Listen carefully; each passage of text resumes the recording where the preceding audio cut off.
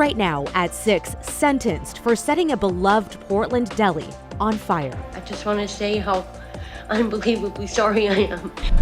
Plus, the remarkable turnaround for the MAC and the members who made it possible. I thought I'd lost my best friend or something. Then, in Oregon, when you care for patients, the state of Oregon stands with you. Governor Tina Kotek fighting back against federal cuts to Planned Parenthood. also ahead at 6:30, the budget battle that could nearly eliminate the only first responders some crime victims ever see. Feels like I got better help with somebody there instead of trying to do it on my own. Then later, the Portland Fire turn up the heat to win their first game in 25 years.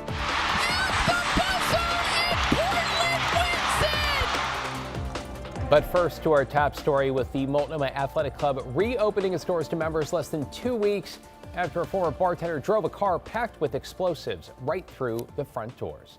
Thanks for joining us. I'm David Molko. And I'm Christine Pitawanich. Joe Ranieri is live at the MAC in Southwest Portland. So, Joe, what are you hearing from members tonight?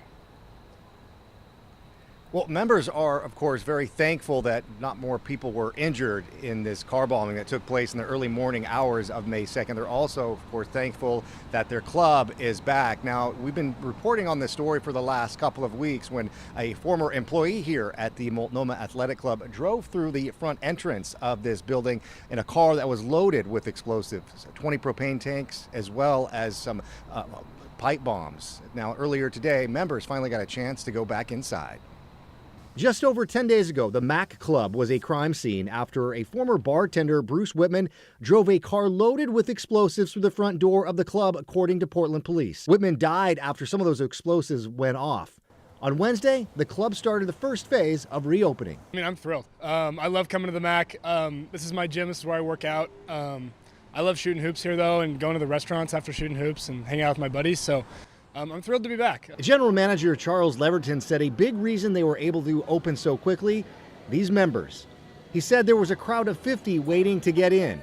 Members like Scott Kress have been coming here for over 7 decades. Well, it was like my routine. I'm down here like 5 days a week. Suddenly it's gone, and it was only for 10 days or something, but I thought I'd lost my best friend or something. Many of them were surprised. I was devastated. I thought the club was going to be closed for obviously a lot longer than it's been closed for. How quickly the club was able to reopen. Well, it was great how quick they got it back together, given what could have happened. If the guy had detonated those bombs, we wouldn't be getting in there for probably a year. Leverton says it all has to do with the community. He said in a statement, "We're incredibly grateful for the extraordinary efforts of our staff, first responders, restoration crews, contractors, and partners who helped make today possible." He knows it was this community, Just nice to see the place open. and the Portland community who made it possible. Now, David and Christine, this is just the first phase of what's going to kind of be a couple of different reopenings, if you will. The general manager also said that they're prioritizing the safety of their members as well as the employees. No word yet on when the rest of the building will be reopening. Back to you guys. Good to see things there getting back to normal. Joe Ranieri in Goose Hollow. Thanks, Joe.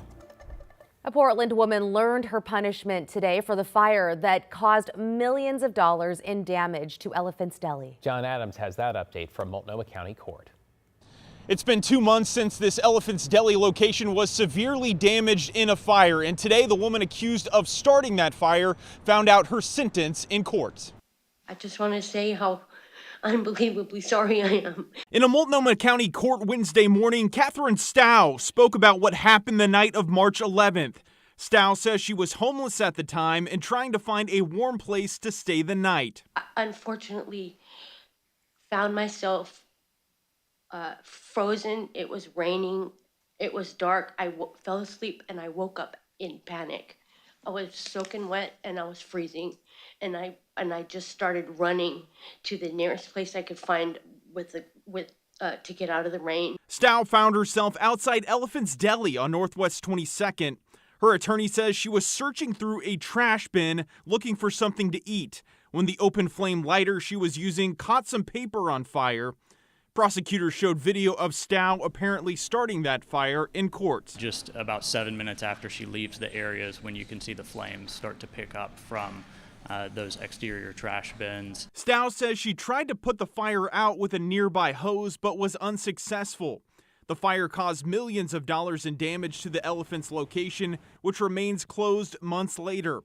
A judge sentenced Stow to 180 days in jail after the 56-year-old pleaded guilty to reckless burning and criminal mischief. We do have compassion for her circumstances. However, that absolutely does not excuse what occurred here. This was a huge loss to our community. After the sentencing, Elephant CEO released a statement calling the sentence appropriate under current Oregon law, while also asking state leaders to make punishments more severe for cases like this.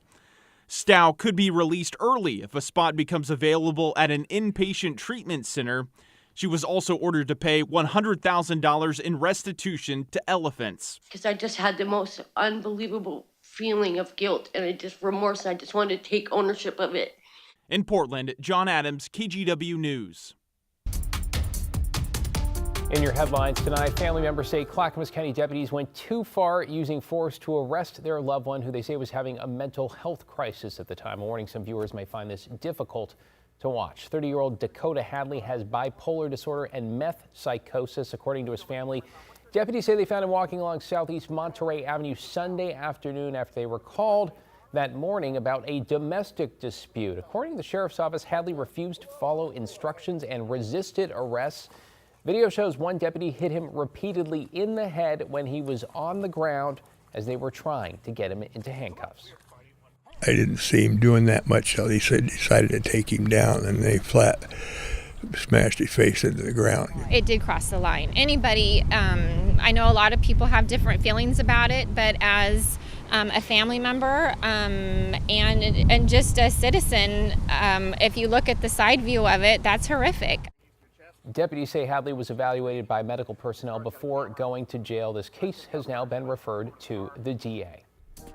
A Portland doctor who hit a pedestrian in a Woodburn crosswalk, then drove around the victim and went to work, will spend more than a year in jail. A judge sentenced 59-year-old Kenneth Kolarski to 13 months in prison today after he pleaded guilty to the 2024 hit and run death of Nicholas Hernandez Mendoza.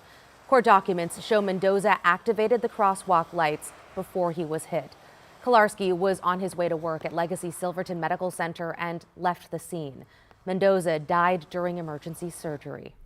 In Clark County, Louisville Regional Park is back open this evening after a fire destroyed the main picnic shelter in a blaze authorities say could potentially be arson. You can see how bad the damage is here. There's charred wood and ash all over the picnic tables.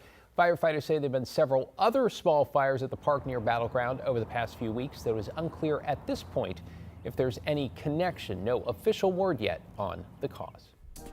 Marion County is taking the U.S. Army Corps of Engineers to federal court. The county wants a judge to pause plans to drain Detroit Lake, saying the Corps missed a legal deadline for a required water quality report and that draining the lake could muddy drinking water for Salem and nearby communities. The Corps of Engineers said it cannot comment on pending litigation. And starting today, Alaska is flying 4 new routes out of PDX. They are Baltimore, St. Louis, Philadelphia, and Idaho Falls. The expansion, part of broader network growth focused on Portland, San Diego, and Hawaii. The airline says the new flights give travelers more direct options while also expanding access to popular summer destinations. Matt? All right, David. Well, I think we will be a popular summer destination as we go into next week. We're going to have some cool weather before that. Hey, this is last night. We had lightning, and we could see it from our cameras up at Timberline Live. Lots of lightning strikes over the Cascades. What a 24 hours up in the mountains. Very warm yesterday. Thunderstorms last night, and then snow today. There's been 2 inches of new snow at Timberline, where the temperature is holding at 32 degrees at 6,000 feet there. Now, going forward, there is more snow in the Cascades in the forecast. Look at this. As we go through Saturday into Saturday morning, that's 7 inches on Mount Hood. And I think that's a pretty good number as we see the snow level drop as low as about 3,500 feet Friday and into Saturday. So if you plan on driving over the passes, you'll see snow. There'll be some snow slush on the roads. But the back roads, the Forest Service roads, that many of which aren't even usually open this time of the year, but they're open now because of our low snowpack, will get new snow. So be aware of that if you're going to be heading up into the mountains this weekend and beyond. Showers are really winding down. We had some over Multnomah County about 20 minutes ago. They've ended. A couple sprinkles left over the peaks of the Coast Range. Those will end tonight too as we dry things out. Most of the state is already dry. So the next 3 days look like this. Partly sunny, a few evening showers tomorrow, but they're going to be really light. Friday morning sprinkles and then evening showers, but dry in between. Saturday, though, that's the wet, cool day. We'll talk about what comes our way after that in a bit, guys. Okay, thank you, Matt. He was just so happy bringing joy to people, and he just loved creating and just kept going, creating more and more and more. We are hearing more as well from the family and friends of the creative mind behind the Enchanted Forest.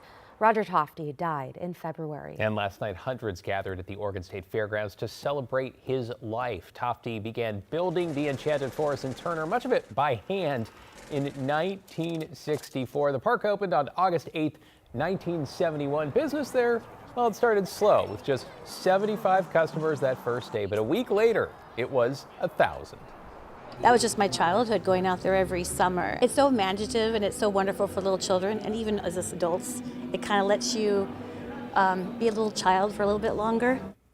Yeah, we could all use a little more of that, right? Roger Tofte was 96 years old. Good.